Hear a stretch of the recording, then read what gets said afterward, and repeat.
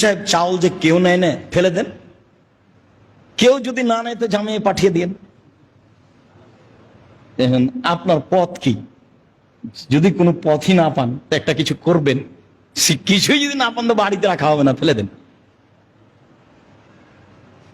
দুনিয়া অত খাটো হয়নি, কিয়ামত পর্যন্ত অত খাটো হবে না।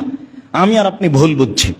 সম্মানিত দিনী ভাই বোন, ফেতরা সম্পর্কে আমরা একটা চূড়ান্ত পর্যায়ে গিয়ে বলতে চাচ্ছি যে ফেতরা শস্য দিয়েই দিতে হবে, খাদ্যমূলক গুরুত্বপূর্ণ জিনিস দিতে হবে, তা চাউল হওয়াই উত্তম হবে। পরিমাণ 2.5 কেজি, 3.25 সের। আগে থেকে যে হিসাব ছিল সেটাই ঠিক আছে। কখন দিতে হবে? ও আমার আবেহা আন্তুয়াদ্দা খরজিন না সেলাল মুসাল্লা কাবলা খরজিন না সেলাল মুসাল্লা।